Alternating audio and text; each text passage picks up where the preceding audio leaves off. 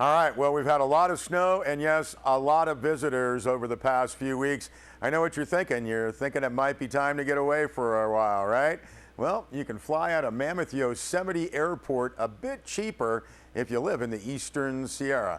Now, this winter, a press release notes Eastern Sierra locals can enjoy discounted rates on Alaska Airlines, United Airlines, and Jet Suite X.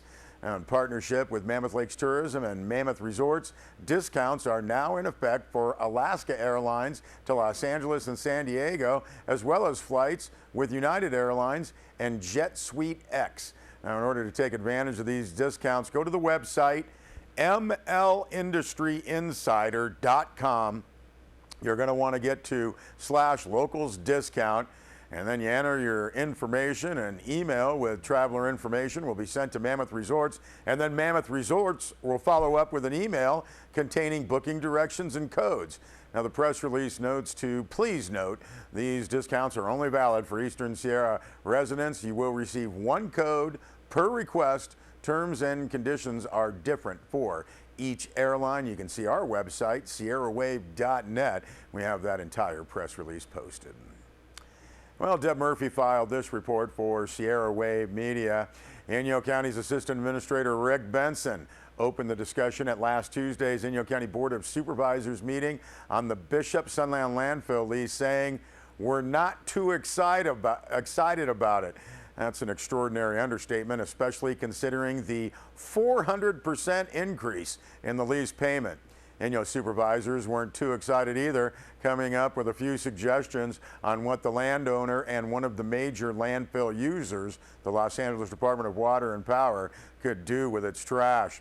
Inyo County and the department have been working on the new lease. The old one expired back in 2009, since March of last year. Now, without a signed lease, LADWP would not sign off on a new permit with Cal Recycle that will get the county out from under what amounts to serial weight violations. Now, according to Benson, Cal Recycle won't wait forever on the new permit before it starts levying $10,000 each day to the Inyo County every time it goes over the permitted weight allowance. "We have the sword of Damocles hanging over our heads," Benson said, adding that as bad as the lease is, he had to recommend approval.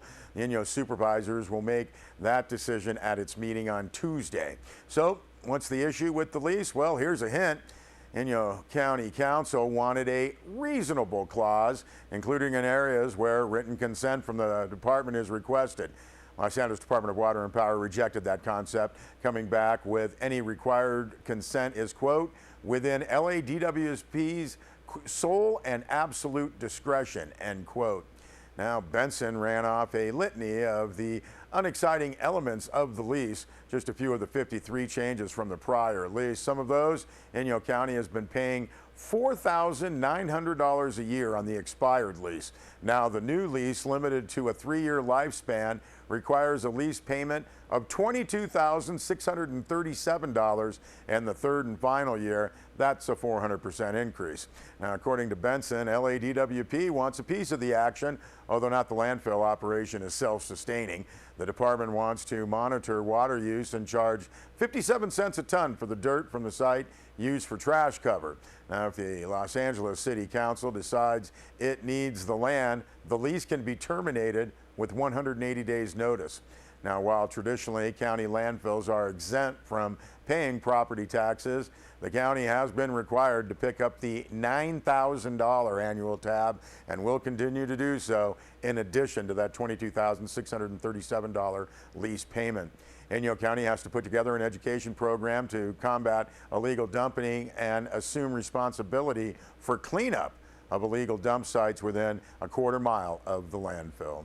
Los Angeles Department of Water and Power will determine if the county's litter control procedures are adequate. Any repair in the fencing has to be completed within 7 days. LADWP wants to keep tabs on any new regulations impacting the site, requiring 14-day compliance, a much shorter time period than is required by regulatory agencies.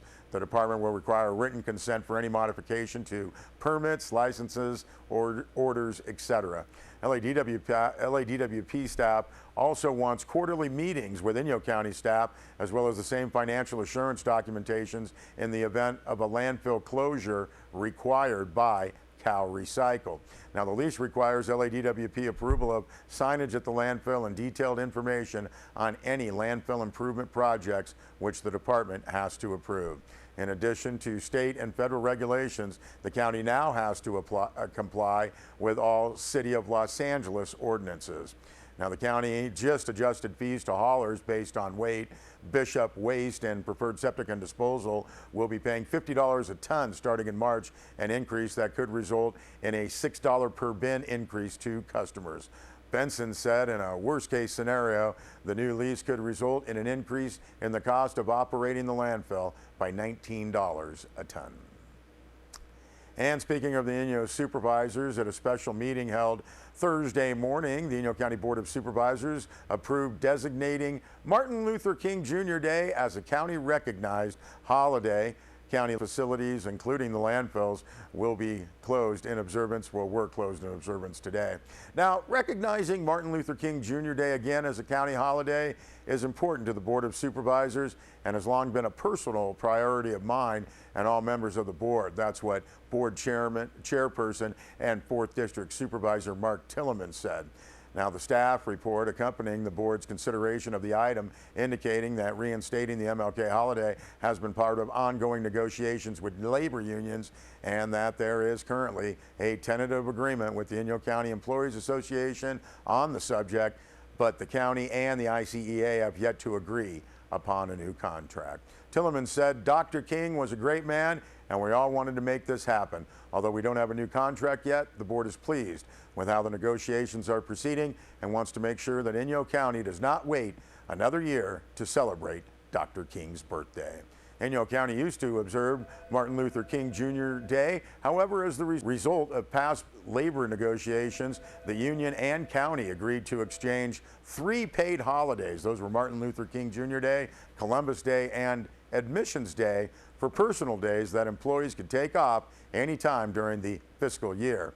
County labor contracts with the Deputy Sheriff's Association and Law Enforcement Administrators Association already contain provisions to recognize Martin Luther King Jr. Day.